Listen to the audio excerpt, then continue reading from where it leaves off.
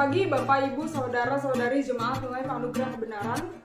Kembali lagi bersama saya Grace Saragi, reporter NLAK untuk Indonesia. Saat ini saya akan mewawancarai orang-orang yang akan memberikan informasi terhangat di pekan ini. Apa saja informasinya? Langsung saja kita menuju TKP. Nah, sekarang saya sudah berada di lokasi TKP di Bapak Ibu Saudara-saudari, dan kita langsung saja mewawancarai satu orang warga di sekitar lokasi ini. Permisi Mbak, boleh tahu dengan siapa namanya? Perkenalkan, saya Grace Barma. Mbak di sini sebagai apa ya Mbak? Saya adalah pengamat pengumuman NLAK tiap minggunya. Oke, sebagai pengamat pengumuman tiap minggu ya Mbak. Oleh karena itu, saya memiliki banyak pertanyaan wawancara untuk Mbak sendiri. Oke, baik Mbak. Siapa saja yang akan merayakan ulang tahun pada pekan ini? Tentu saja saya tahu siapa saja yang berulang tahun di pekan ini.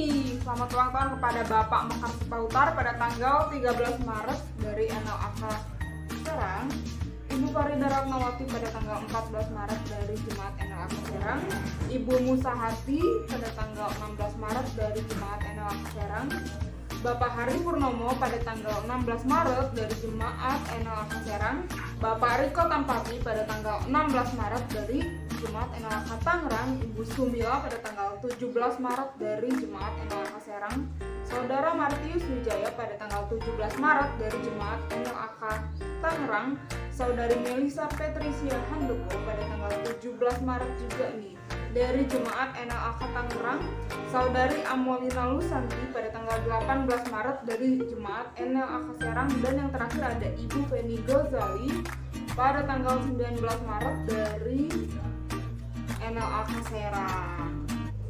Selamat ulang tahun, Tuhan Yesus memberkati. Wow. Selamat ulang tahun bagi Bapak Ibu jemaat saudara-saudari semua yang merayakan di pekan ini ya. Dan saya juga mau bertanya nih Mbak, siapa sih yang sedang merayakan wedding anniversary-nya? Sebenarnya bukan sedang Mbak, tapi akan. Jadi pada tanggal 11 Maret Bapak Andri dan Ibu Lingling yang akan merayakan hari ulang tahun pernikahannya. Jadi happy wedding anniversary kepada Bapak Andri dan Ibu Lingling. Tuhan Yesus memberkati selalu pernikahannya. Wah, kalau ibadah Little Disciples gimana nih infonya Mbak? Nah, untuk adik-adik jangan lupa hari ini seperti biasa jam 5 sore ada ibadah Little Disciples. Siapkan semua keperluannya dan jangan lupa harus on time. Dan jangan lupa siapkan hati adik-adik sekalian. See you. Nah, itu infonya ya adik-adik. Lalu bagaimana nih mengenai persembahan dan juga perpuluhan Mbak? Nah, untuk persembahan dan perpuluhan dapat dikirimkan ke nomor rekening BCA 2450173871 atas nama Rona _Sharoli. Oh ya, jangan lupa Bapak Ibu Saudara-saudari untuk mencantumkan nomor jemaat masing-masing. Nah Mbak, saya lihat-lihat gedung kita juga lagi dalam tahap penyelesaian ya Mbak. Nah, bagaimana sih informasi selanjutnya? Nah betul, jadi gedung Dream House sedang dalam tahap penyelesaian. Oleh karena itu, saya mengajak dan mengundang Bapak Ibu Saudara-saudari yang terbeban untuk memberikan janji iman untuk segera menghubungi Ibu Lingling pada nomor 0812 8343 5655. Ya, kembali saya dapat menghafalnya karena sekali lagi pekerjaan saya adalah mengamati pengumuman NLAK setiap minggunya. Baik Mbak, lalu bagaimana dengan ibadah tatap muka? Apakah sudah ada wacana untuk dilakukan Mbak? Atau bagaimana Mbak? Nah, jadi ibadah tatap muka sudah mulai dilaksanakan nih Bapak Ibu Saudara-saudari semua. Dan persyaratannya adalah sudah vaksin 2 kali dan tetap mengikuti protokol kesehatan. Tidak ada lagi pendaftaran sehingga kuota tidak dibatasi untuk jemaat NLAK Serang dan juga NLAK Serpong. Tetapi untuk jemaat NLAK Tangerang masih perlu mendaftar sesuai instruksi di WhatsApp grup Bapak Ibu Saudara-saudari Jemaat NLAK Tangerang. Dan ada info tambahan untuk Bapak Ibu Saudara-saudari sekalian bahwa mulai 20 Maret 2022, tepatnya minggu depan, ibadah online ditiadakan dan akan diganti dengan pengajaran yang akan dibawakan oleh pastor-pastor NLAK. Oleh karena itu, saya mendorong Bapak Ibu, jemaat saudari-saudari semua untuk dapat hadir di ibadah tatap muka nih. Saya kembalikan kepada Ibu reporter. Oke, baik Mbak, terima kasih sudah menjawab setiap pertanyaan dengan detail dan jelas serta sangat komprehensif. Baik Bapak Ibu saudara-saudari, demikian wawancara kita di lapangan bersama pengamat pengumuman NLAK setiap minggunya. Sampai jumpa pada informasi-informasi terupdate dalam reportase dadakan. Tuhan Yesus memberkati. Selamat pagi Bapak Ibu Saudara sekalian, kami dari Sons of Many Waters. Hari ini kita akan menyembah Tuhan sebelum mendengarkan firman. Kalau begitu Bapak Ibu Saudara sekalian, mari kita siapkan hati kita untuk berdoa terlebih dahulu. Mari kita berdoa. Bapak, terima kasih Bapak untuk hari ini Bapak, sehingga kami bisa berkumpul Bapak di rumah kami Bapak, atau di tempat di mana kami ingin mendengarkan firman Engkau Bapak. Bapak, hari ini Bapak kami berdoa Bapak, ketika kami menyembah Engkau Bapak, hadirat Engkau turun begitu kuat dan nyata Bapak di tempat di mana kami menyembah Engkau. Kami undang Engkau Bapak. Kami percaya Bapak, di mana ada hadirat Engkau, di situ ada kemerdekaan, di situ ada kebebasan, di situ ada kesembuhan. Terima kasih Tuhan. Terima kasih Bapak. Dalam nama Yesus. Amin. Mari kita berbahasa roh.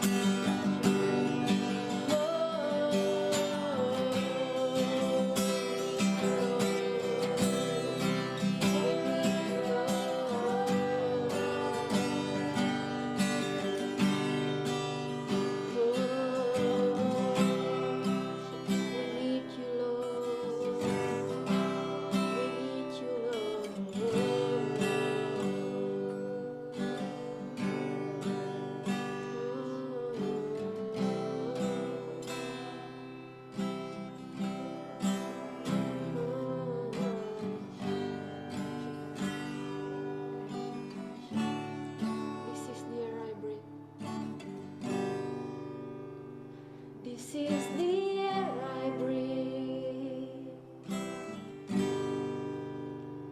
This is the air I breathe. Your holy presence.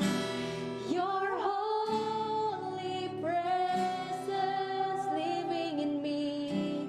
Living in me. This is my daily bread.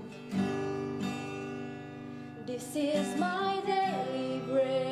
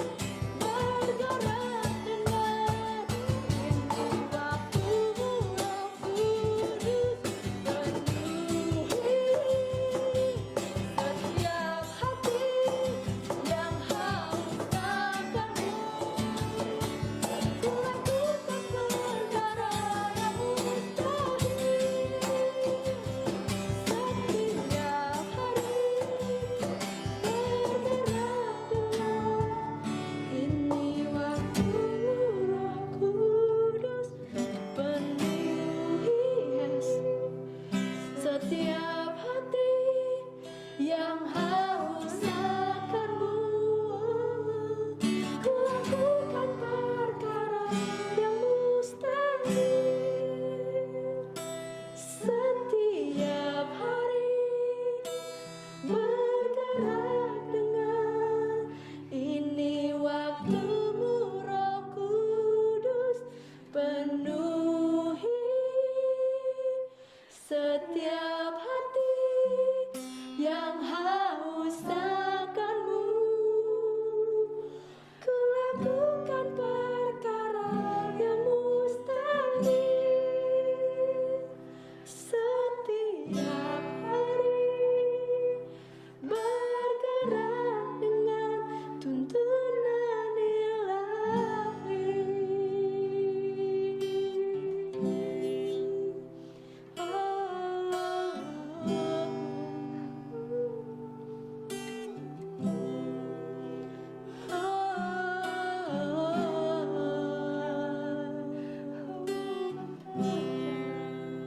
Bergerak dalam hadir-Mu Tuhan, oh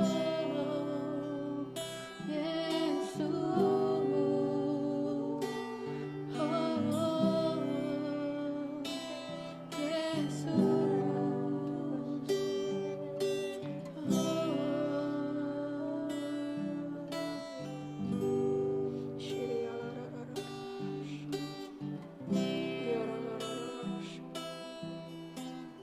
Benar Bapak.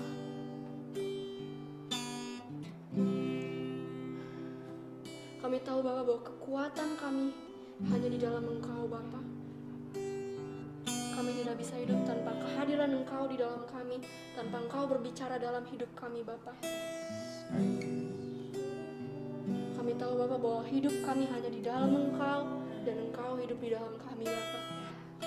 Kami percaya Bapak bahwa saat ini Bapak, hari ini juga Bapak, melalui hidup kami Bapak, melalui kehadiran Engkau di dalam hidup kami Bapak, akan banyak Bapak mujizat yang Engkau nyatakan Bapak.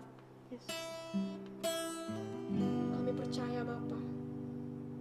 Terima kasih Bapak, setelah ini kami ingin mendengarkan firman-Mu Bapak. Biar setiap firman yang disampaikan hari ini Bapak jatuh di dalam hati kami di tanah yang subur Bapak, sehingga itu bisa berbuah Bapak, berlipat kali ganda Bapak. Terima kasih Bapak, kami rindu untuk mendengarkan firman-Mu. Biar Roh Kudus-Mu Bapak memberikan kami hikmat dan wahyu Bapak, sehingga kami bisa mengenal Engkau dengan benar.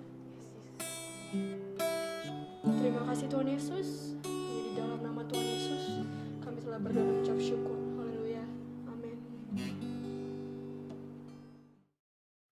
Mari kita memberikan yang terbaik buat Tuhan kita. Firman Tuhan katakan di Lukas 6 ayat 38, berilah dan kamu akan diberi. Suatu takaran yang baik, yang dipadatkan, yang dikoncang, dan yang tumpah keluar akan dicurahkan ke dalam ribaanmu. Sebab ukuran yang kamu pakai untuk mengukur akan diukurkan kepadamu. Jadi ketika kita memberi, kita harus mengerti dan kita percaya bahwa apa yang kita tabur itu akan kita tuai. Nah, jadi kita harus bisa memberikan yang terbaik, yaitu dari hati kita. Jadi bukan seberapa besarnya, tapi seberapa ikhlasnya hati kita memberi yang terbaik buat Tuhan kita. Dan kita percaya apa yang kita tabur itu pasti kita tuai. Amin. Mari kita memberi yang terbaik, kita berdoa. Bapa, kami mengucap syukur Tuhan untuk pagi hari ini Tuhan. Kami mengucap syukur Tuhan untuk berkat yang Kau berikan kepada kami. Pada hari ini Tuhan, kami mau Tuhan memberi yang terbaik Tuhan. Dan kami percaya Tuhan, ketika kami menabur Tuhan, benih akan bertumbuh Tuhan sampai 100 kali ganda. Terima kasih Engkau berkati kami, Engkau berkati semua kegiatan kami, pekerjaan kami, tangan kami, apa yang kami kerjakan, Engkau membuat kami berhasil. Terima kasih Bapak, kami mengucap syukur untuk segala berkat yang Engkau berikan di dalam nama Tuhan Yesus Kristus. Kami berdoa. Amin. Silakan memberi yang terbaik. Tuhan Yesus memberkati. Iman yang sejati selalu merubah hidup saudara. Dan tidak ada iman kita apa firman.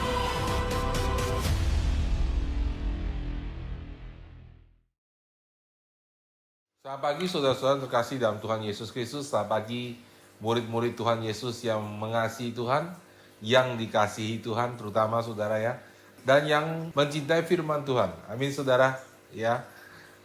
Firman Tuhan itu kekuatan buat jiwa kita, kekuatan buat roh kita saudara ya, memberikan kita kehidupan, dan ketika kita mengerti firman Tuhan, membebaskan hidup kita. Pagi hari ini saudara, saya mau sampaikan sesuatu yang ada dalam hati saya, yang sudah lama sekali saya ingin sampaikan saudara ya. Saya percaya bahwa setelah kita bertumbuh sekian lama, ini sudah waktunya dan musimnya saudara, untuk kita mengerti firman Tuhan. Ketika kita setia sama firman Tuhan, saudara, ketika kita setia mendengarkan firman Tuhan, melakukannya, saudara, dan terus berpegang pada kebenaran firman Tuhan, maka Tuhan akan membawa kita naik dari satu tingkat ke tingkat yang lain, dari satu kebenaran kepada satu kebenaran yang lain, dari iman kepada iman, dari kemuliaan kepada kemuliaan, saudara, sehingga hidup kita semakin serupa dengan Kristus Yesus. Amin. Ya, dari kemuliaan kepada kemuliaan. Itu yang kita mau bicarakan hari ini. Judul firman Tuhan hari ini adalah mengerti musim, saudara. Understanding seasons dalam kehidupan. Mari kita berdoa, saudara. Bapa di surga, terima kasih untuk hadiratmu tengah kami hari ini. Kami berdoa, kami mengundang Engkau Roh Kudus untuk bekerja. Engkau yang bisa membuka hati setiap orang. Kami mau bekerja sama dengan Engkau. Kami mau membuka hati kami. Kami mau mengerti firman-Mu. Berbicaralah ya Tuhan. Kami mau mendengar. Kami siap untuk mendengar. Terima kasih Bapa, di dalam nama Tuhan Yesus kami berdoa. Amin. Nah, saudara, firman Tuhan, mari kita buka firman Tuhan di dalam 1 Tawarikh 12 ayat 32. Ya. Di situ dikatakan, saudara, dari Bani Isakar, orang-orang punya pengertian tentang saat-saat yang baik, sehingga mereka mengetahui apa yang harus diperbuat. Orang Israel, 200 orang kepala dengan segala saudara sesukunya di bawah perintah mereka. Ya. Terjemahan lain mengatakan begini saudara, dari suku Isakar yang memahami masa sehingga mengetahui apa yang harus Israel lakukan. Ada 200 orang kepala beserta saudara-saudara sesuku mereka di bawah perintah mereka. Di dalam terjemahan lama dikatakan daripada Bani Isakar yang sangat cerdik pada mengetahui masa yang baik dan akan barang yang harus diperbuat oleh orang Israel, maka 200 orang penghulu mereka itu yang berbicara akan hal segala saudaranya. Saudara, ada Bani di Israel disebut Bani Isakar, saudara. Dikata mereka sangat cerdik, mereka mengetahui apa yang harus diperbuat, mereka mengerti tentang saat-saat yang baik. Dengan kata lain, saudara, mereka mengerti musim. Mengerti musim itu sangat penting, saudara. Ya, saya tahu saudara, di Indonesia kita cuma ada 2 musim. Ya. Itu sebabnya kadang-kadang saudara menerangkan musim itu agak sulit, ya. 2 musim itu kita berbahagia, kita bersyukur saudara ya. Kenapa? Karena kita tidak ada musim dingin. Kita sepanjang tahun bisa menabur dan menuai, ya. Kita bersyukur banget saudara apa yang Tuhan kasih karunia kepada kita, bangsa dan negara ini, dan kekayaan yang besar saudara, ya. Yang luar biasa sekali. Namun saudara, ada juga kekurangannya saudara. Kenapa saudara? Karena negara kita tidak 4 musim. Kita cenderung bekerja lebih santai saudara. Lebih lambat. Cenderung lebih malas juga saudara. Daripada bangsa-bangsa yang dimana negaranya punya 4 musim. Kenapa saudara? Karena ketika mereka punya 4 musim saudara, mereka tahu saudara, tidak semua musim mereka bisa bekerja. Ada musim di mana mereka harus berhenti bekerja. Di musim dingin mereka tidak bisa menabur, tidak bisa menuai, saudara. Ya, segala sesuatu akan mati di situ, kecuali pohon cemara. Dan karena itu, saudara, mereka bekerja keras ketika musim semi tiba, ketika musim panas tiba, ya, dan mereka mempersiapkan diri mereka dengan baik untuk menghadapi musim dingin. Nah, saudara, di dalam rohani kita, saudara, kita juga ada musim, saudara, ya. Di dalam firman Tuhan, di Kejadian 8 ayat 22, dikatakan selama bumi masih ada, tak akan berhenti-henti musim menabur dan menuai, dingin dan panas, kemarau dan hujan, siang dan malam. Nah, saudara, selama kita hidup, saudara, selama kita melayani Tuhan, saudara, ada musim yang terus jalan dalam hidup kita, silih berganti datang dalam hidup kita. Nah, ketika kita tidak mengerti musim, saudara, celaka kita, saudara. Ya, kita menjadi bulan-bulanan musuh, bulan-bulanan iblis. Ya, firman Tuhan dikeluarkan dari konteksnya, dikeluarkan dari musimnya. Dan ketika firman Tuhan itu dikeluarkan dari musimnya, waktu itulah terjadi penyesatan, saudara. Atau saudara terjadi stop pertumbuhan rohani, terjadi kekacauan. Ya. Saudara harus tahu, saudara, firman Tuhan itu dibaca dalam konteks, dalam musim. Saat ini, saudara, secara umum kita bukan musim hidup di bawah hukum Taurat, saudara. Kita hidup di zaman anugerah. Kita harus tahu musim hidup kita. Kita harus tahu bagaimana kita bertindak sesuai dengan musim kita saat ini, saudara. Nah, saudara, mari kita membahas, saudara, 3 musim yang ada dalam hidup kita dan pertumbuhan rohani kita. Di mana, saudara, di setiap musim itu, saudara, kita harus tahu tindakan yang harus kita lakukan.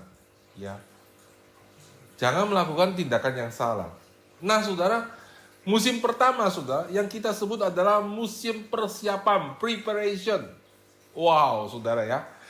Ini musim di mana Allah bekerja mempersiapkan hidup kita. Ya, mari kita buka firman Tuhan. Di dalam Matius 7:24. Setiap orang yang mendengar perkataanku ini dan melakukannya, ia sama dengan orang yang bijaksana, yang mendirikan rumahnya di atas batu. Kemudian turunlah hujan dan datanglah banjir. Lalu angin melanda rumah itu. Tetapi rumah itu tidak rubuh, sebab didirikan di atas batu. Tetapi setiap orang yang mendengar perkataanku ini dan tidak melakukannya, ia sama dengan orang yang bodoh, yang mendirikan rumahnya di atas pasir. Kemudian turunlah hujan dan datanglah banjir. Lalu angin melanda rumah itu sehingga rubuhlah rumah itu dan hebatlah kerusakannya. Saudara coba perhatikan, saudara, kedua macam orang ini yang Tuhan bilang, baik orang bodoh maupun orang bijaksana, saudara, keduanya, saudara, mendengar firman Tuhan. Nah, saudara, mereka yang melakukan firman Tuhan itu seperti orang yang bijaksana, mendirikan rumahnya di atas batu. Saudara, gedung kita, saudara, kita dirikan di atas batu, fondasinya dari batu. Saudara tahu fondasinya aja sudah sangat mahal sekali, saudara, ya. Dan lama sekali, ada satu musim untuk kita persiapkan gedung kita dengan membuat fondasinya.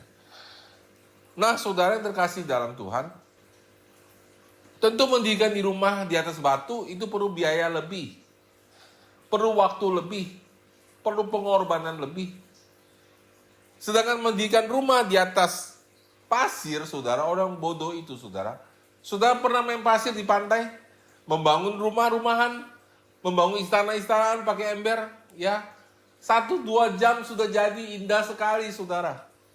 Kemudian kalau gelombang laut datang, hilang semua. Saudara tahu itu tidak akan bertahan. Berbeda dengan saudara orang yang mengerjakan membangun di atas pantai, mereka harus reklamasi. Mereka harus kasih piang pancang. Biayanya jauh-jauh sekali, mahal. Si langit dan bumi bedanya, saudara. Dan mereka menghabiskan begitu bertahun-tahun waktunya untuk, saudara, melakukan reklamasi pantai sehingga rumah yang dibangun di atasnya tidak akan rubuh. Nah, saudara yang terkasih dalam Tuhan, di sini Yesus bilang, lalu datanglah hujan, turunlah hujan, datanglah angin, lalu melanda rumah itu. Perhatikan, saudara, ya, turunlah hujan, datanglah banjir, lalu angin melanda. Wah, saudara, dihajarnya bertubi-tubi, ya. Bukan hanya hujan, bukan hanya banjir, tapi juga angin melanda, saudara, ya. Dihajar bertubi-tubi. Sehingga rumah itu didorong, dipaksa rubuh, tapi rumah itu tidak rubuh, saudara. Saya percaya, saudara, setelah datangnya hujan, banjir, dan angin, dan rumah tidak rubuh, harga rumah itu kan naik. Tapi, saudara, rumah yang satunya lagi, saudara, jangankan angin, banjir, saudara, ya. Saya rasa rumah yang dibatu di atas pasir, kena angin aja udah rubuh. Yesus menekankan begini. Kemudian turunlah hujan dan datanglah banjir, lalu angin melanda rumah itu sehingga rubuhlah rumah itu dan hebatlah kerusakannya. Hancur, saudara. Kehidupan rohaninya hancur lebur. Nah, orang ini main-main, saudara. Habisan waktunya, saudara, tanpa mempersiapkan hidupnya. Dia pikir hidup ikut Tuhan, haleluya, amin. Selesai, saudara. Ya, dia tidak perlu menjadi pelaku firman. Nah, saudara, kita perhatikan, saudara. Turun hujan, datang banjir dan angin. Itu datang setelah rumah yang didirikan di atas batu itu selesai. Betul nggak, saudara? Nah, saudara, seperti saya tadi, saudara, kalau saudara mau bangun rumah, saudara, di atas batu, maka waktu yang lama banget. Jadi, saudara, waktunya ini lama sekali. Orang di atas pasir ini saya nggak tahu, saudara. Waktu yang begitu lama dia habisin buat apa aja, saudara. Ya. Nah, saudara terkasih dalam Tuhan, kita perhatikan, baik orang yang membangun rumah di atas batu, maupun di atas pasir, itu waktunya sama. Kenapa, saudara? Karena, saudara, datangnya hujan, banjir, dan angin itu datangnya sekaligus sabuk. Baik rumah di atas pasir maupun rumah di atas batu. Berarti, saudara, kedua orang ini punya waktu persiapan yang sama. Nah, saudara, kalau kita lihat orang yang membangun di atas batu ini, tentu kita mengerti bahwa waktu yang dia selesaikan, waktu yang dia butuhkan untuk menyelesaikan bangunan itu lama sekali, bukan? Nah, jadi saudara, kesimpulan kita, saudara, bahwa musim persiapan ini sangat lama, saudara. Ya, paling lama, saudara. Kita ambil contoh Tuhan kita, Yesus Kristus, saudara. Tuhan kita, saudara, seperti kita ketahui, mulai melayani pada usia 30 tahun. Membagikan orang mati, menyembuhkan orang buta, orang tuli, orang bisu, berjalan bersama muridnya sampai dia disalibkan di atas bumi ini. 3,5 tahun pelayanannya. Ya. Banyak orang yang salah mengerti, mereka bilang 30 tahun pertama Yesus kenapa sih nggak ada ceritanya? Oh, mungkin dia ke Arabia kali, terjadi apa? Itu pengajaran yang salah, saudara, ya. Pengajaran yang sesat, saudara, ya. Karena kita tahu bahwa Yesus terus bersama dengan orang tuanya. Jadi, saudara, kenapa 30 tahun? Kenapa Alkitab tidak ceritakan apa-apa tentang Yesus selama 30 tahun? Kecuali pada waktu dia usia 12 tahun. Ada satu kejadian khusus, dan usia 12 tahun kejadian khusus itu ada ceritanya, ada kebenarannya, yang lain lagi yang kita tidak sharing hari ini. Tapi, saudara, kita mau bicara selama 30 tahun, Yesus tidak disinggung-singgung, saudara, kecuali waktu dia lahir, waktu dia disunat, dan waktu dia 12 tahun, dan setelah itu dia disinggung lagi saja sampai Roh Kudus turun ke atas dia.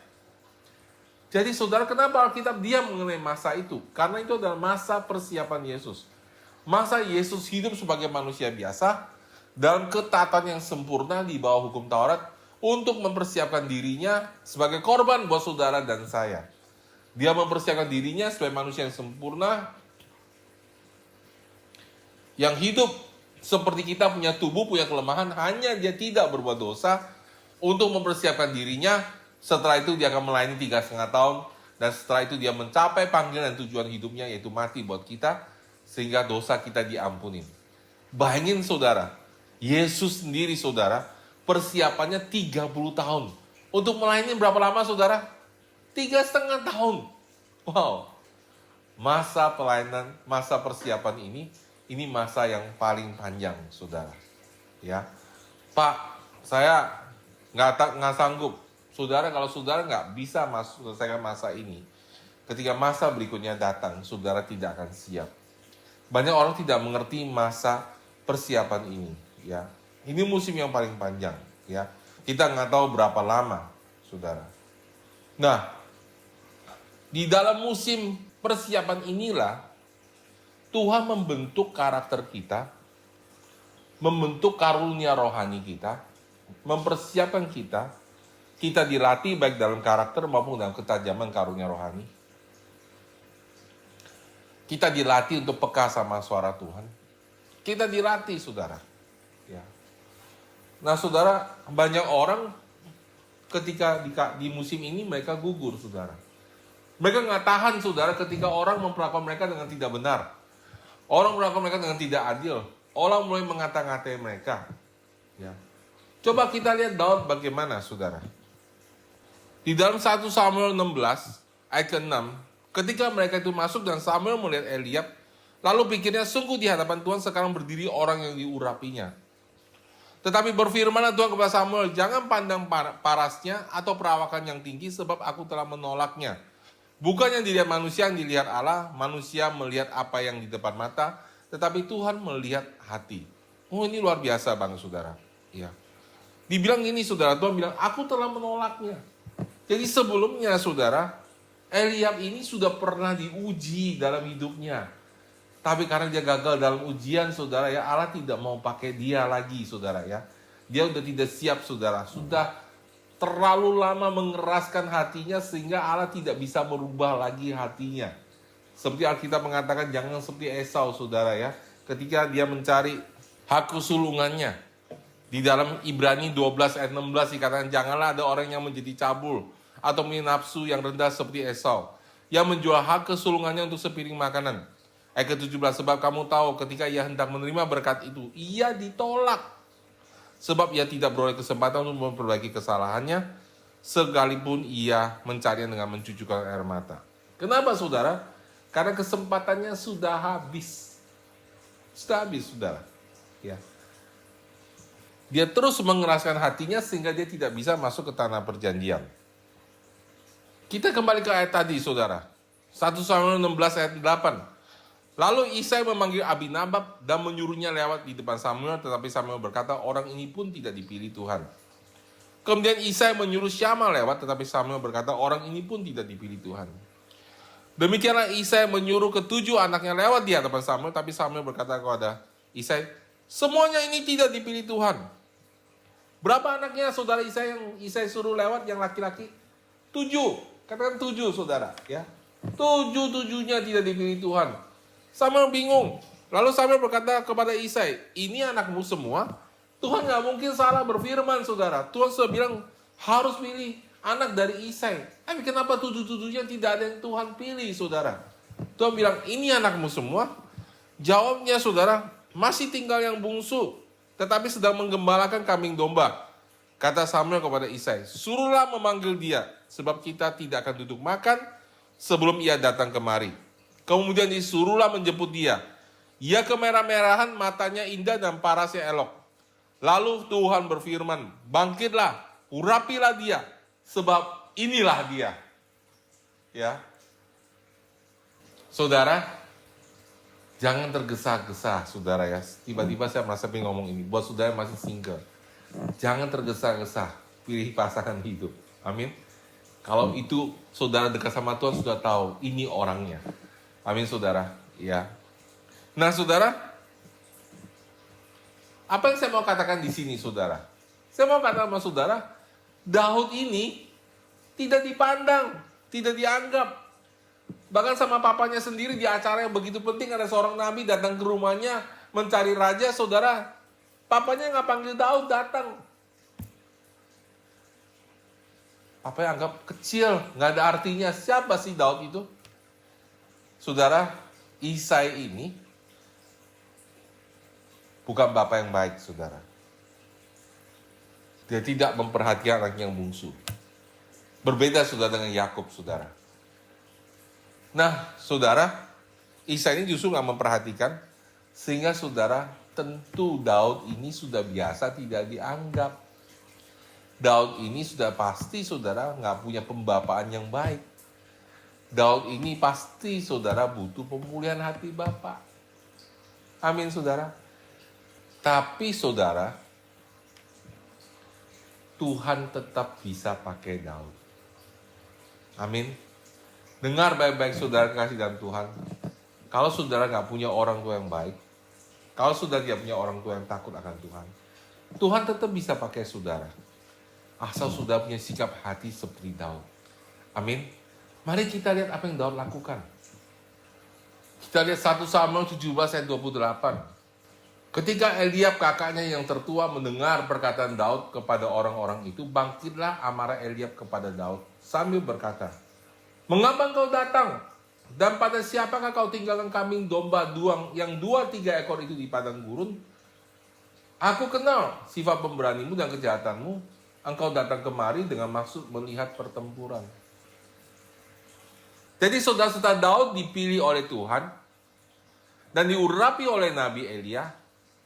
Apa yang terjadi sama Daud? Apakah dia langsung wow terbang tinggi jadi istri raja? No, tidak saudara. Dia kembali hidup menggembalakan kambing dombanya yang 2-3 ekor itu. Nggak ada artinya. Bayangin saudara, kalau kambing domba cuma 2-3 ekor. Mungkin saudara kasih nama AA, BB, saudara bisa hafal namanya. AA, BB, CC hanya 2-3 ekor, saudara. Ya. Dan kemudian kita tahu ceritanya, saudara. Bahwa ketika Daud menggembalakan kambing domba yang 2-3 ekor itu, singa dan beruang datang menyerang kambing domba yang 2-3 ekor itu. Dan Daud melawan singa dan beruang dan menjaga kambing dombanya yang 2-3 ekor itu. Apa yang Daud lakukan, saudara? Setia. Berpegang pada tugas yang Tuhan berikan kepadanya. Walaupun orang tuanya, kakaknya, semua saudara seisi rumahnya tidak anggap dia berarti. Tapi dia tahu bahwa kambing domba yang 2-3 ekor itu harus dia jaga. Dan dia jaga dengan mempertaruhkan nyawanya melawan singa dan beruang. Luar biasa sekali, saudara. Tidak ada orang yang tahu pergumulan Daud. Tidak ada yang tahu bahwa Daud sanggup mengalahkan singa dan beruang. Tidak ada yang tahu, saudara. Papa tidak tahu, saudara-saudara tidak tahu, hanya Tuhan yang tahu. Saudara kekasih dalam Tuhan, dalam hidup saya, saudara, pelayanan saya, saudara, dan istri saya, kita mulai dari sel yang sangat kecil banget, saudara. Kecil sekali. Bahkan, saudara, waktu itu kami cuma menggembalakan 3-4 orang, saudara. Selnya tidak bertumbuh, tapi kami setia lakukan. Karena nggak ada sel lain juga yang kami bisa gembalakan, nggak ada tempat lain yang kami bisa pergi, saudara. Saya tahu Tuhan memanggil saya tahu saya harus menggembalakan orang banyak, tapi saya nggak tahu bagaimana cara masuknya. Sekolah teologi nggak mungkin. Orang tua saya nggak kasih, saudara ya. Mengangkat diri, apalagi saudara ya. Saudara, jangan sekali-sekali saudara mengangkat diri saudara. Jangan sekali-sekali tayang sebelum waktunya. Ini penting banget, saudara. Tunggu waktunya Tuhan. Kalau saudara seorang penyembah, tunggu waktunya Tuhan memanggil saudara. Ya, kalau seorang gembala, tunggu waktunya Tuhan. Buah saudara akan membuktikannya. Jadi saudara, apa yang Daud lakukan? Dia setia. Hold, saudara. Ya, harus setia melakukan apa yang Tuhan suruh kita lakukan. Bukan karena orang yang suruh kita, bukan karena orang lain memuji kita ataupun menyindir kita, bukan karena orang lain menghargai kita maupun tidak menghargai kita, tapi kita tahu, saudara, semua yang kita lakukan itu untuk Tuhan dan bukan untuk manusia. Makanya, saudara, untuk melewati tahap persiapan ini, supaya kita bisa lulus dari tahap persiapan ini, saudara, apa yang harus kita rubah? Sikap hati kita. Di tahap ini, Tuhan banyak berbicara kepada kita tentang sikap hati kita yang harus kita rubah. Bahwa hidup kita harus kita rubah. Memang waktu kita pertama bertobat, kita belajar bahwa kita harus taruh Tuhan sebagai Tuhan dan Raja dalam hidup kita. Amin, saudara. Tapi dalam pelaksanaannya, saudara, kita masih terbiasa melihat pujian orang, pendapat orang, dan sebagainya.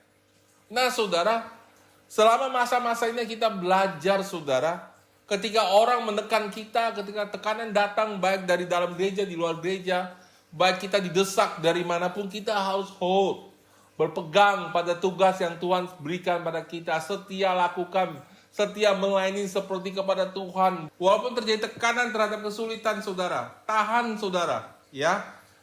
Jangan mundur, saudara. Jangan berhenti, saudara. Ingat, saudara, kita harus bertahan. Kita harus melakukan apa yang Tuhan suruh kita lakukan. Saudara tahu apa kuncinya, saudara? Supaya saudara bisa melewati ujian ini. Rubah sikap hati saudara. Amin. Memang waktu kita bertobat, saudara, kita katakan Yesus adalah Tuhan dalam hidup kita. Tapi dalam aplikasinya, masih ada pikiran kita yang salah. Tidak gampang kita lakukan itu, saudara. Nah, di masa-masa sukar inilah, saudara, Kita menangis sampai berdarah-darah, saudara ya. Kita nangis depan Tuhan dan sebagainya. Kita terus pegang pada firman yang Tuhan janjikan. Pada waktu itulah saudara, firman Tuhan masuk berakar dalam diri kita. Dan kita menjadi orang Kristen yang kuat. Waktu kita rubah sikap hati kita mulai alihkan perhatian kita dari orang kepada Tuhan, saudara ya. Kita mulai gak peduli apa yang orang katakan, orang nilai pekerjaan kita, orang kritik kita. Yang penting saya lakukan ini untuk Tuhan dan bukan untuk manusia. Waktu itulah saudara, sesungguh-sungguhnya kita meninggikan nama Tuhan di atas segala-galanya. Kita lakukan untuk Tuhan. Amin saudara. Jadi saudara, kuncinya untuk bisa lulus dari tahap ini adalah saudara dan saya harus merubah sikap hati kita. Amin. Sehingga kapasitas kita diperbesar, diperlebar. Jadi memang saudara, semua orang Kristen harus dari tahapan ini. Jangan gampang mundurkan diri saudara hanya karena orang mengecam saudara, hanya karena sudah gak cocok sama orang lain. Ingat, kita lakukan untuk Tuhan dan bukan untuk manusia. Jadi saudara, saya dan istri saya pun kita melayani dulu saudara ya, sel group di Jakarta, saudara ya. Dan ketika kami sel group di Jakarta, saudara ya. Apa yang terjadi saudara? Ya, sel groupnya tidak bertumbuh, sel groupnya ya hanya 2-3 orang saja. Ya, tapi kami lakukan dengan setia. Kemudian kami pergi ke Serpong, sel groupnya juga seperti itu saudara ya. Orang setia datang ke dalam sel, tapi sel tidak bertumbuh saudara. Apa yang kami lakukan? Kami setia. Benarkah saudara kami tidak bertumbuh? Waktu itu saya pikir ya, saya tidak bertumbuh. Sekarang saya mulai mengerti saudara, bahwa saudara, ketika kita berusaha setia sama Tuhan, orang yang kita layani tidak bertumbuh, orang yang layani tidak berubah. Tahukah saudara siapa yang Tuhan rubah? Tuhan merubah saudara dan saya. Amin. Tuhan merubah hati kita. Hati kita mulai jadi lembut di depan Tuhan. Hati kita mulai menjadi terbuka sama firman Tuhan. Firman Tuhan bisa berakar dalam hati kita. Kita mulai tajam sama suara Tuhan. Karunia-karunia kita mulai tajam. Karakter menjadi lembut, karunia menjadi tajam. Kita menjadi alat yang siap dipakai oleh Tuhan. Itulah musim persiapan dalam hidup kita. Ada amin saudara ya. Nah saudara, kekasih dalam Tuhan. Karena itu saudara, saya mau bicara sama saudara-saudara, terutama yang masih muda saudara ya.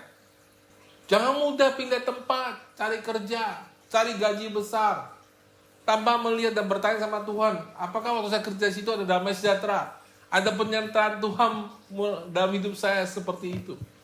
Amin saudara. Selain cerita saya saudara, saya bisa ceritakan tentang anak saya Kenneth saudara. Ya, anak saya waktu kerja saudara di Taipei saudara. Wah saudara, dia telepon saya ya saudara ya. Sering kali telepon saya, Pak aku kerjanya susah, bosnya ini kurang menghargai aku, kurang menghargai waktuku itu press banget, sibuk banget pekerjaanku, aku handle semuanya, mulai dari kamera sampai video, dan gajinya tidak seberapa. Anak saya ini taat saudara. Waktu saya bilang, Ken hold, jangan pindah, dia hold saudara. Ya, dia bertahan, hold itu bertahan saudara ya. Dia bertahan, tidak pindah saudara. Ya. Tiba-tiba, ini yang saya mau kasih tahu. Waktu Tuhan, baik saudara setia maupun tidak setia, musim yang kedua itu pasti datang. Amin. Tiba-tiba karena sesuatu hal, karena tidak mungkin lagi tinggal di Taiwan, saudara. Dia harus pulang ke Indonesia. Jadi siapa yang menyelesaikan waktu itu? Bukan saya, bukan dia, Tuhan, saudara. Amin, saudara ya. Tiba-tiba musimnya berubah. Setelah ujian besar itu datang, badai, hujan, angin, itu pasti berlalu saudara. Badai pasti berlalu. Amin. Musim pandemik ini pasti berlalu. Kita ini lagi dalam hidup, dalam masa-masa sulit saudara ya. Pandemik, peperangan. Tapi saudara, musim ini pasti berlalu saudara. Ya. Pertanyaannya bukan kapan musim ini berlalu, atau musim ini berlalu atau tidak. Pertanyaannya setelah musim ini berlalu, kita jadi seperti apa? Apakah hidup kita berubah saudara? Nah saudara, sekarang kita akan bicara mengenai musim yang kedua saudara. Musim peperangan. Musim peperangan ada musim yang glorious, penuh kemuliaan. Musim tuai. It's the moment of your glory has come. Amin. Datangnya tiba-tiba, gak disangka. Ya, Daud waktu itu saudara ya, tiba-tiba dia ayahnya bilang, kamu pergi tengok saudara kamu. Tengok saudara kamu. Gimana mereka? Hari itu dia ketemu Goliat.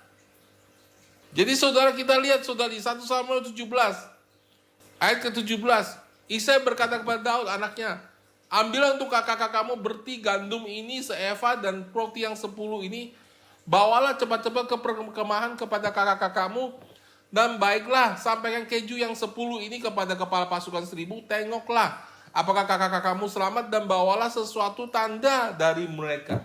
Jadi saudara, Daud pergi hari itu bukan untuk melawan Goliat, bukan. Daud pergi hari itu ditugasin untuk nengok kakak-kakaknya. Dia tidak pernah tahu the moment itu datang.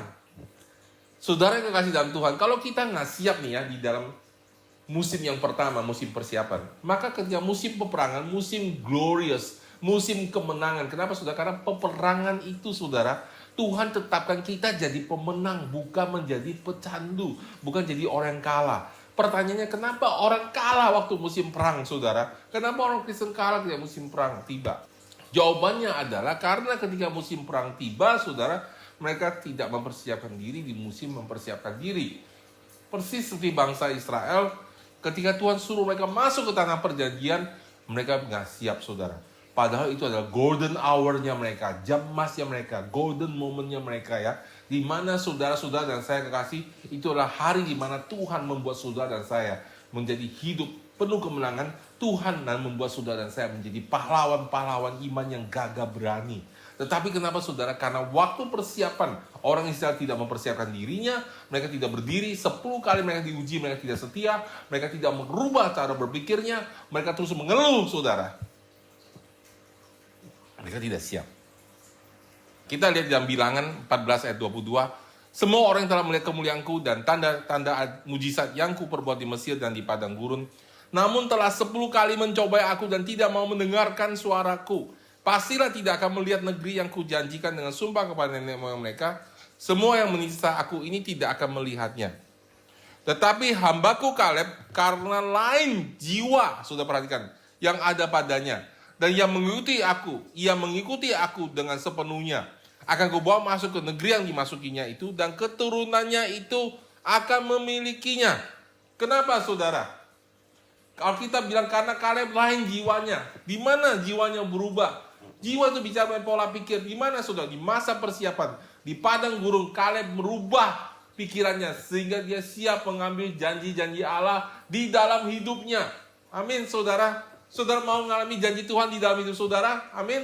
Saudara kan tidak mau pulang ke surga dengan tangan kosong? Amin saudara. Tuhan menetapkan saudara dan saya untuk menjadi seperti Yesus di dunia ini. Tuhan mau apa yang Yesus lakukan, itu yang gerejanya lakukan. Itu yang saudara dan saya lakukan. Untuk menjadi jawaban bagi dunia ini. Tetapi saudara yang kekasih dalam Tuhan, kita harus mempersiapkan diri. Kita harus ambil waktu mempersiapkan diri. Dan waktu persiapan itu ditentukan oleh Tuhan masanya. Dan masa persiapan itu sudah harus menunggu. Lalu tiba-tibalah datanglah momentum itu. Amin saudara. Ya. Tiba-tiba momen itu datang. Saudara kasih dalam Tuhan. Saya sering pakai contoh ini. Cobalah masa keuangan ya. Banyak orang yang alami masa keuangan. Tapi saudara kalau mau tanya sama mereka, ya, masalah keuangan mereka, pernah nggak dalam hidup mereka, di dalam keuangan mereka mengalami golden hour, saudara ya? Waktu keemasan, tiba-tiba sudah berkatnya bertubi-tubi dalam hidupnya. Yes, ya, rata-rata orang pernah ngalamin itu. Pertanyaannya saudara, setelah uang itu datang diapain? Mereka nggak siap. Mereka nggak pernah tahu uang ini harus dikelola bagaimana. Mereka tidak terlatih dalam hal itu, saudara. Sehingga ketika uang ini datang, mereka habiskan. They are not ready, mereka nggak siap. Saudara kekasih dalam Tuhan. Makanya saudara, orang yang dapat sayembara menang tiba-tiba, saudara ya, mereka habisin uangnya, kasih saudara aja, kasih ini. Salah saudara ya, harusnya saudara diinvestasikan, jangan semua dihabiskan. Amin. Sebagian untuk memperbaiki hidup yang memang udah parah, kita pun perbaiki, sebagian harus diinvestasikan. Nah kenapa bisa begitu saudara? Karena mereka nggak siap saudara. Demikian pula dalam penuaian saudara ya, saya sering kali melihat saudara, tiba-tiba Tuhan kirim jiwa-jiwa datang ke dalam gereja. Jiwa-jiwa itu banyak munculan saudara, tetapi nggak ada orang siap menuainya, tidak ada orang siap untuk mengambilnya. Makanya saudara, training, waktu persiapan, waktu pelatihan dalam hidup kita itu sangat penting saudara. Kalau tidak penting saudara, ketika momen ini datang, saudara tidak bisa melihatnya seperti murid-murid Yesus. Coba kita lihat di dalam Markus 6 ayat 30 ya. Kemudian rasul-rasul itu kembali berkumpul dengan Yesus dan memberitahukan kepadanya semua yang mereka kerjakan dan ajarkan. Lalu ia berkata kepada mereka, marilah kita ke tempat yang sunyi supaya kita sendirian dan beristirahatlah seketika. Sebab memang begitu banyaknya orang yang datang dan pergi sehingga makan pun mereka tidak sempat. Ini ekstrim sekali sudah pelayanan Yesus saudara. Ya, ekstrim sekali. Saya percaya saudara semua pernah sibuk pelayanan, capek pulang, tapi sudah pasti masih makan. Ya, tapi ini luar biasa pekerjaan Roh Kudus sehingga makan pun mereka tidak dapat saudara. Kemudian saudara, Yesus capek saudara. Yesus capek. Murid-muridnya capek dan Yesus bilang, let's go, mari kita pergi. Mari kita cari tempat yang tenang. Mari kita beristirahat sejenak. Di tujuan Yesus apa saudara? Ketika dia pergi saudara, ya ke tempat yang sunyi, dia naik perahu bertolak ke tempat yang sunyi. Tujuannya apa saudara? Tujuannya holiday. Tapi yang ternyata terjadi bukannya holiday, revival. Saudara kekasih, bersediakah saudara meng-cancel holiday saudara demi revival? Belum tentu, saudara. Mungkin saudara bilang, iya saya bersedia. Belum tentu. It really depends, itu baru tergantung persiapan saudara. Karena apa, saudara? Murid-murid Yesus menolaknya. Saudara bisa lihat, saudara ya, bagaimana murid-murid Yesus, saudara ketika melayani, mereka bilang, Tuhan suruh orang ini pulang aja, pulang. Ya, cari makan. Kelihatannya baik ya, saudara ya. Bagus banget nih murid-murid Yesus ya. Memperhatikan mereka kan, manusia tidak hidup secara rohani aja, tapi juga jasmani juga kan. Pulang aja, ya. Kadang-kadang saudara ya, hal-hal yang jasmani itu dibungkus dengan agamawi sehingga kita melihat itu kayaknya baik, padahal enggak, saudara ya. Untuk bisa membedakan kita harus punya hubungan kuat dengan Roh Kudus, kita bisa membedakan. Dia bilang pulang aja. Kenapa murid suruh mereka pulang aja? Karena sebenarnya sudah murid-murid Yesus udah capek. Go home. Mereka udah capek, saudara. Udah holiday-nya cancel, pelayanan sampai malam, mau kita kasih makan lagi? Sampai kapan ini? Ya, saudara, tapi Yesus melihat. Yesus melihat, saudara. Momentum telah datang. Momentum telah datang. Saudara yang terkasih dalam Tuhan, sebagai anak-anak Tuhan, sebagai orang yang dipakai Tuhan, mengerti momentum, mengenai musim momentum, itu penting sekali, saudara. Karena ketika Roh Kudus datang melanda, ketika momentum itu bekerja, saudara, tiba-tiba sudah pekerjaan yang biasanya 10 tahun kita nggak bisa selesaikan, bisa diselesaikan dalam 1 bulan, bahkan kadang-kadang dalam 1 hari. Karena apa saudara? Karena Roh Kudus bekerja, momentumnya telah datang. Sudah pernah naik sepeda saudara ya? Sudah genjot pertama capek, betul saudara ya? Capek banget saudara ya, sudah genjot terus akhirnya apa saudara? Sepeda itu menjadi ringan saudara. Kenapa? Karena timbul momentum. Dan ketika tinggal perapatan jalan saudara, ada lampu merah sudah malas berhenti ya, sudah cari jalan lewat. Kenapa saudara? Karena kalau sudah berhenti, saudara harus mulai dari nol lagi dan nggak tahu kapan saudara ya, berapa jauh lagi momentum itu baru muncul saudara. Padahal di depan saudara ada sesuatu yang sedang saudara kejar ya. Demikian juga saudara ketika Roh Kudus datang melawat saudara, momentum itu datang. Nah saudara, apa yang Yesus lakukan saudara ya? Yesus habis-habisan saudara ya. Ketika momentum itu datang saudara ya, itu the moment of our glory itu sudah datang saudara. Momen di mana Tuhan mempermuliakan dirinya melalui hidup kita itu sudah datang saudara ya. Ketika Tuhan mempermuliakan dirinya melalui hidup kita saudara ya, dia juga memuliakan kita saudara ya, dan kemuliaan namanya saudara. The moment of glory datang. Saudara mau revival apa, tiba-tiba datang momentum itu. Dan saudara, saya kasih tahu saudara, kita pasti tidak sadar dan tidak lihat momentum itu kalau saudara kita nggak siap. Amin. Ya, tahun 2000 saudara, saya ke kota Serang saudara ya. Tiba-tiba saudara, sel yang saya pimpin saudara, dari 2 keluarga, dalam waktu sudah setengah tahun jadi 50 orang. Dan waktu 1 tahun jadi 100 orang. Lalu gembala saya bilang pergi rintis gereja sendiri. Momentumnya datang saudara. Tapi sudah tahu melayani kota Serang itu tidak dekat saudara. Jakarta Serang 80 kilo, bolak-balik 160 kilo. Saya bawa 2 anak kecil saudara, 2 bayi saudara ya, Kenneth dan Grace waktu itu saudara ya. Masih usianya 2 tahun dan 1 tahun, dan saya dalam usia naik mobil. Dan kadang-kadang pernah saya harus menerjang banjir saudara ya. dalam kondisi bahaya, dan waktu itu saudara ya, komunikasi belum selancar sekarang, dan jalan tol itu masih gelap, kota Serang masih gelap saudara. Kami datang terus saudara, kami terus kerjakan. Kok bisa? Karena kami sudah terlatih untuk membayar harga. Amin. Kami sudah terlatih, tidak peduli gereja sejauh apapun kami pergi saudara ya. Waktu kami pergi ke Amerika saudara, kami pergi ke Brownsville, kami lihat revival, biarpun jauh, biarpun harus antri jam 7 pagi untuk kebaktian jam 6 sore, kami lakukan saudara. Kami lakukan 2 hari berturut-turut saudara. Kenapa saudara? Karena we want to catch God, kita mau menangkap Tuhan saudara ya. Dan kami sudah biasa saudara ya, saya pergi kemanapun saudara ya, kami ke Australia pun waktu kami jalan-jalan saudara ya, kami nggak tahu sudah ke gereja harus naik taksi jauhnya saudara ya. Waktu itu sudah masih di bawah tahun 2000, bayangin saudara ya, kami dari Sydney ke gereja Hillsong saudara, habis taksinya 600.000, kami kejar. I want to go to church, saya mau rasakan hadirat Tuhan. Waktu ke Amerika kami datang ke gereja Kenneth Hagin. Jadi what happened ya, waktu di kami menggembalakan di gereja Jakarta pun kami datang saudara. Dari rumah kami di Semanan saudara, ke Roxy untuk penggembalaan itu nggak dekat loh saudara. Kami lakukan itu saudara. Jadi saudara, Tuhan sudah melatih kami saudara. Kami sudah terbiasa. Jadi waktu terjadi momentum itu datang saudara, jarak jauh itu kami tidak pernah pikirkan. Dan kami tidak pikirkan capek saudara. Kenapa saudara? Karena momennya habis. Kemudian gerakannya akan memelan, akan melambat. Jadi sudah ketika momentum itu datang, rampok musuh saudara. Habis-habisan, tuai besar-besaran sampai kering. Amin. Hajar terus. Setiap musim tuai tiba, petani paling ngerti ini saudara. Kalau musim tuai tiba, semua yang kerja di pabrik, yang kerja tukang beca, tukang semua, ayo saudara-saudara semua, siapapun datang, come on, let's harvest, mari kita menuai. Tinggalkan kerjaan yang lain, nggak usah pusing, pulang kerja, nginjil, pulang kerja, follow up, terus kerjakan, karena saudara, the moment will go, momentum itu lewat saudara, this is the moment. Kita lihat saudara ya, di dalam 2 Raja 13 ayat 18. Ini cerita Elisa saudara. Sesudah itu berkatalah ia, ambillah anak-anak panah itu, lalu diambilnya. Setelah diambilnya berkatalah Elisa kepada Raja Israel, pukulkanlah ke tanah. Lalu dipukulkannya 3 kali, kemudian ia berhenti.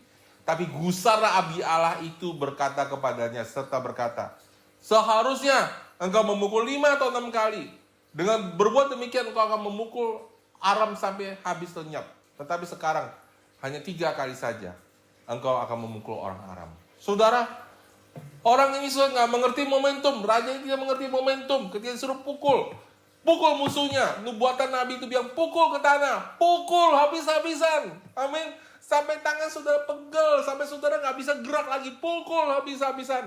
Ketika momentum itu datang, tuai habis-habisan saudara. Kerja keras, nggak peduli siang dan malam, terus kejar saudara. Because the moment will go. Amin. And this is the glorious moment-nya, momen glorious, momen luar biasa, di mana saudara bisa naik pangkat dalam hidup saudara. Saya punya teman saudara, suatu ketika dapat pekerjaan yang besar sekali, dia seorang arsitek saudara. Dapat 2 proyek besar saudara, ya mungkin terbesar dalam hidupnya. Tapi sudah tahu apa yang terjadi saudara, ketika proyek itu besar saudara, dia kerjanya sudah nggak serius, nggak sungguh-sungguh saudara. Ya padahal itu proyek besar penting buat hidup dia. Dia nggak ngawasi proyek itu ya. Agak malas-malasan kerjanya, serampangan, saudara ya. Padahal itu the moment of his glory. Itu adalah momen di mana Tuhan mau angkat hidupnya. Tapi saudara, karena proyek yang dia kerjakan, dua-duanya hasilnya tidak baik. Dua-duanya penuh komplain, saudara. Akhirnya saudara, orang tidak mau pakai dia, saudara. Dan setelah itu saudara, dia ketutup pintunya, nggak ada proyek lagi. Apakah benar Tuhan tutup pintu dalam hidup dia? Tidak, saudara. Yang terjadi adalah, ketika pintu dibuka, dia tidak masuk, saudara. Ketika momennya datang, dia tidur saudara ya. Amsal 10 ayat 5 mengatakan, siapa mengumpulkan pada musim panas, ia berakar budi. Siapa tidur pada musim panen, ia membuat malu. Jadi saudara, ada musim di mana kita mengumpul. Amin saudara. Ya. Dan kita lakukan retreat encounter 20 tahun. Retreat encounter itu buat kita di masa persiapan. Saudara yang ikut melayani saudara tahu saudara. 20 tahun sudah begitu banyak kita lain orang come and go dari retreat encounter saudara ya. Orang datang dan pergi saudara ya. Hasilnya nggak banyak saudara. Kenapa saudara? Karena kita sedang dalam tahap persiapan, karena kita nggak siap menuai jiwa-jiwa itu. Dulu saya nggak ngerti, saudara ya. Sekarang saya baru ngerti. Setelah 20 tahun, saudara ya. Sekarang, saudara, orang mulai mendengar tentang retreat encounter. Retreat encounter mulai ditunggu-tunggu, saudara. Ada orang bilang, kenapa kita nggak pernah dengar ini? Ya, saudara kasih dalam Tuhan. Memang segala sesuatu ada musim, ada waktunya Tuhan, saudara ya. Dan kita percaya, saudara, kalau kita persiapan diri, ada pekerjaan Tuhan sediakan buat kita lebih besar lagi. Amin, saudara ya. Ketika Tuhan buka pintu buat kita untuk pelayanan di Green Bay, saudara, untuk pelayanan di Serpong, kita siap, saudara. Kenapa, saudara? Karena kita mempersiapkan diri. Demikian pula, saudara, musim itu akan berbalik kemudian, saudara ya. Dan kita juga akan menuai lebih besar lagi, dan itu kita masuk kepada kemuliaan yang lebih besar lagi. Amin. Musim yang ketiga, saudara, terakhir, aftermath, musim setelah pertarungan, ya. Matius 6 ayat 45. Sesudah itu Yesus memerintahkan murid-muridnya naik ke perahu dan berangkat lebih dahulu ke seberang, ke Betsaida. Sementara itu ia menyuruh orang banyak pulang. Setelah ia berpisah dari mereka, ia pergi ke bukit dan berdoa. Ketika hari sudah malam, perahu itu sudah di tengah danau, sedang Yesus tinggal sendirian di darat. Ketika ia melihat betapa payahnya mereka mendayung karena angin sakal, maka kira-kira jam 3 malam ia datang kepada mereka, berjalan di atas air, dan ia hendak melewati mereka. Ketika mereka melihat dia berjalan di atas air, mereka mengira bahwa dia adalah hantu. Lalu mereka berteriak-teriak, sebab mereka semua melihat dia, dan mereka pun sangat terkejut. Tetapi segera ia berkata kepada mereka, tenanglah, aku ini, jangan takut. Lalu ia naik ke perahu mendapatkan mereka, dan angin pun redalah. Mereka sangat tercengang dan bingung, sebab sesudah peristiwa roti itu mereka belum juga mengerti, dan hati mereka tetap degil. Saudara kasih dalam Tuhan, ini saudara kita tahu ya, Yesus kan tadi udah capek banget nih, udah pelayanan nih, lalu dia pergi, saudara, untuk beristirahat. Istirahatnya nggak jadi revival, saudara ya, lainin sampai selesai, sampai sore subuh. Mereka pulang setelah 5 roti dan 2 ikan bikin mujizat, mereka pulang. Lalu Yesus suruh murid-muridnya, kamu pergi ke seberang, dan Yesus tinggal sendirian, saudara ya. Lalu apa yang Yesus lakukan, saudara? Kata kuncinya di sini, saudara. Ia pergi ke bukit untuk berdoa. Wow, ini yang membuat Yesus bisa berjalan di atas air. Ini yang membuat Yesus melihat bahwa murid-murid dalam kesulitan. Kenapa, saudara? Setelah pertempuran yang besar itu, setelah kemenangan yang besar itu, saudara, biasanya orang cenderung lost, cenderung menjadi lebih lebih tidak berjaga-jaga, saudara ya. Orang tenang, diam aja, akhirnya ya, tidak berjaga-jaga, saudara. Apa yang terjadi, saudara, ketika orang tidak berjaga-jaga, saudara? Mereka tidak siap, tiba-tiba datang angin sakal, saudara ya. Saudara, ketika kita menang, saudara, jangan mabok kemenangan, saudara.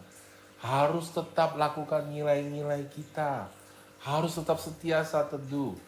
Harus bergantung sama Tuhan. Jangan jadi profesional. Amin, saudara. Ini saya terapkan setiap kali retreat encounter. Setiap retreat encounter, saya bilang, Tuhan, saya nggak tahu apa yang terjadi hari ini. Ya, kemarin saya sudah lakukan. Ya, sebelum saya tahu Tuhan bekerja luar biasa. Tapi Tuhan, kali ini Tuhan, orang-orang yang datang retreat encounter ini, Tuhan, mereka butuh Engkau. Dan tanpa Engkau, aku bukan siapa-siapa, Tuhan. Kalau Engkau tidak menjamah mereka, aku nggak bisa apa-apa, Tuhan. Kadang-kadang mereka datang cuma satu kali, ini satu-satunya kesempatan Engkau menjamah mereka. Saya serahkan diri saya itu dipakai Engkau, Tuhan, bekerjalah, menjangkau mereka. Tuhan, saya tidak mau jadi profesional. Sudah tahu profesional, orang Kristen profesional? Biasa, aku udah bisa kok. Aku tiap hari khotbah udah bisa kok diurapi Tuhan. Dan saudara kehilangan bergantung sama Tuhan. Biasa aku udah bertumbuh tepat selalu. Dan saudara biasa, kalau kiyonya saudara tidak bergantung lagi sama Tuhan, tapi bergantung pada karunia rohani saudara. Sudah jadi profesional, perlahan-lahan rohani saudara jadi mati, saudara. Aftermath itu penting, saudara. Karena kalau aftermath kita berdiri, setelah peperangan, setelah pertarungan, kita tetap berdiri dengan saat teduh kita. Kita lolos level rohani ini. Dan kita naik ke level rohani berikutnya. Ada hal yang menarik, saudara. Ya. Di situ dikatakan, mereka sangat tercengang dan bingung. Sebab sesudah peristiwa roti itu, mereka belum juga mengerti dan hati mereka tetap degil. Kenapa bisa terjadi seperti itu, saudara? Karena saudara, murid-muridnya capek. Dia mau holiday. Ya. Jadi sepanjang mereka, Yesus bilang 5 roti dan 2 ikan, mujizat itu tidak menarik hati mereka. Mereka hanya fokus pada diri mereka sendiri. saudara, untuk bisa melihat tangan Tuhan. Tuhan bisa lakukan mujizat depan kita. Wah, orang itu sembuh. Orang itu dijamah Tuhan. Lalu kita pulang, saudara, kita hidup seperti orang biasa loh. Kita lihat ada orang kesaksian, Tuhan lepaskan saya dari narkoba, Tuhan lepaskan saya. Kita hidup seperti orang biasa. Ya, itu dia sih. Dia belum tahu sih pergumulannya. Nanti lama-lama kamu juga dingin kayak saya. Itu menjadi orang Kristen yang agamawi.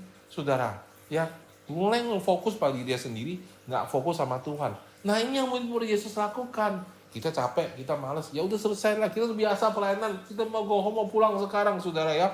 Mereka bahkan 5 roti dan 2 ikan pun, mujizat sebesar itu pun tidak bisa membukakan mata hati mereka. Mereka menjadi degil, saudara. Ya, saudara yang kasih dalam Tuhan, jangan jadi orang degil, saudara. Amin. Saudara mulai capek. Kita semua bisa capek.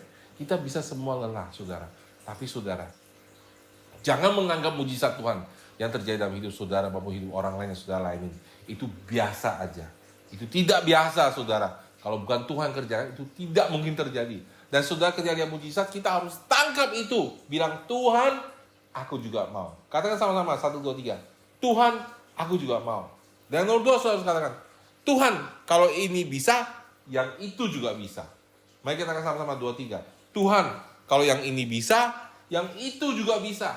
Itu sikap hati yang benar, saudara ya. Kalau buat dia bisa, Tuhan lakukan mujizat, saya juga anak Tuhan. Tuhan bisa lakukan buat saya. Kalau saya percaya, saya melihat mujizat itu, saya belajar bagaimana cara Tuhan bekerja, dan saya mau mengalaminya dalam hidup saya. Itu kuncinya, saudara, supaya hati kita jangan degil, jangan bilang, ya itu mah gua udah tahu, udah biasa. Nggak boleh begitu, saudara ya. Nah, saudara, kalau kita lakukan ini, saudara, kita setia di aftermath, kita tetap berdiri, saat teduh kita nggak berubah. Waktu orang puji kita, kamu luar biasa ya, kamu dihamba Tuhan luar biasa ya. Kita setia dengan nilai kita. Kita tidak menjadi orang Kristen murahan. Kita tidak kejar uang, saudara. Kita tetap setia melayani Tuhan kemanapun Tuhan suruh kita pergi. Kemudian, saudara, proses ini akan berulang kembali dari masa persiapan. Tetapi, with greater glory. Tapi, saudara, dengan kemuliaan yang lebih besar. Itulah sebabnya Alkitab mengatakan, dari kemuliaan kepada kemuliaan, dari iman kepada iman. Di dalam bahasa Inggrisnya, saudara, di dalam 2 Korintus 3 ayat 18, di dalam King James Version dikatakan, but we all with open face beholding as in a glass the glory of the Lord are changed into the same image from glory to glory, even as by the Spirit of the Lord. Dalam bahasa Indonesia dikatakan begini, saudara, ya. Dan kita semua mencerminkan kemuliaan Tuhan dengan muka yang tidak berselubung. Dan karena kemuliaan itu datangnya dari Tuhan adalah roh, maka kita diubah menjadi serupa dengan gambarnya dalam kemuliaan yang semakin besar. Amin. Ketika kita lewat tahap ketiga ini, kita ulang lagi persiapan, tetapi saudara, untuk mujizat yang lebih besar, untuk revival yang lebih besar, untuk kemuliaan yang lebih besar. Amin, saudara. Saudara mau, saudara, ya, Tuhan Yesus memberkati saudara. Saya percaya firman Tuhan hari ini sangat penting. Dan saya percaya saudara, buat saudara yang haus, firman ini saya berdoa supaya firman tersimpan dengan baik dalam hati saudara. Dicatat saudara, disimpan saudara. Karena suatu ketika saudara, Tuhan akan mengingatkan saudara, dan firman itu berguna buat hidup saudara. Amin. Ya, mari kita berdoa. Tuhan Yesus, terima kasih untuk semua yang kau berikan kepada kami hari ini. Untuk makanan rohani yang kami terima hari ini. Tuhan, Engkau yang terus setia bekerja dalam hidup kami. Kami mengingat, kami mau mencatat apa yang kau katakan hari ini, Tuhan. Dan kami mau mengalaminya, Tuhan. Beri kami kekuatan untuk terus mengalami Engkau, untuk kami terus berhubungan dan mengenal Engkau satu setiap hari. Dan kami bisa menangkap setiap kebenaran firman-Mu dan mengalaminya dalam hidup kami. Dan pakai hidup kami, Tuhan, untuk menjadi saksi-Mu, menjadi sumber berkat, sumber mujizat buat teman-teman kami, sehingga mereka boleh datang kepada Engkau melalui hidup kami. Terima kasih Bapa, kami ucap syukur Engkau telah mendengarkan doa kami. Di dalam nama Tuhan kami, Yesus Kristus, kami berdoa. Amin. Tuhan berkati saudara. God bless you.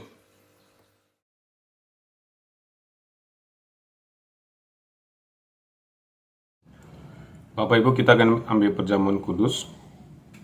Mari angkat roti saudara.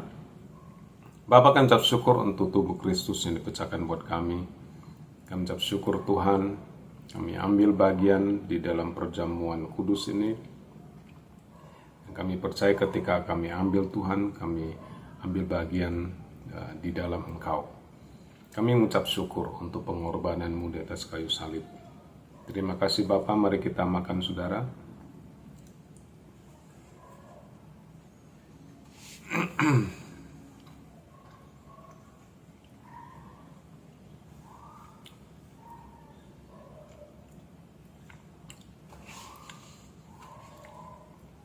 Mari kita angkat cawan ini.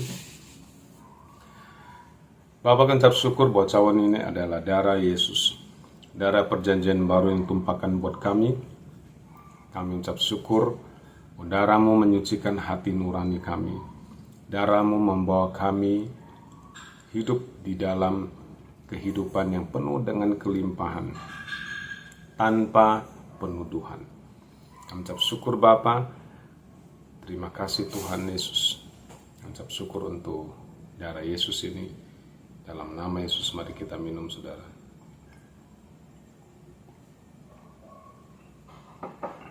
Mari kita berdoa. Bapa kami ucap syukur. Terima kasih untuk perjamuan kudus ini. Bahwa Engkau memulihkan hidup kami. Menyembuhkan kami.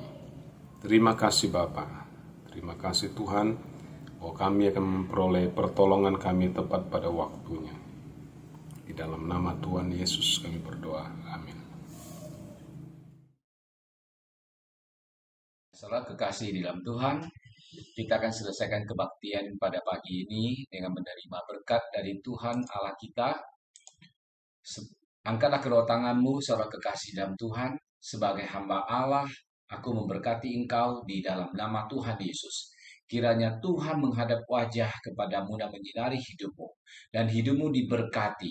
Hidupmu terus naik dan tidak turun di dalam nama Tuhan Yesus. Diberkati dah engkau di dalam nama Tuhan Yesus. Diberkati dah engkau di kota dan diberkati dah engkau dimanapun engkau berada. Diberkati dah engkau buah kandunganmu. Keturunanmu akan disebut orang yang diberkati. Keturunanmu akan disebut orang yang perkasa di bumi. Diberkati dah bakulmu, diberkati dah tempat adomanmu, diberkati dah dapurmu, selalu ada makanan yang berkelimpahan di dalam nama Tuhan Yesus. Tuhan memerintahkan berkat atas kepadamu dan di dalam rumahmu selalu ada makanan yang berkelimpahan di dalam nama Tuhan Yesus. Diberkati dah ketika engkau masuk dan diberkati dah ketika engkau keluar dari rumahmu. Tuhan akan mengangkat engkau menjadi kepala, bukan menjadi ekor. Diberkatilah apa yang kau kerjakan dengan tanganmu berhasil. Diberkatilah engkau di sekolahmu. Dan diberkatilah engkau dimanapun engkau berada. Apa yang dikerjakan dengan tanganmu berhasil, apa yang kau usaha akan terus berkembang.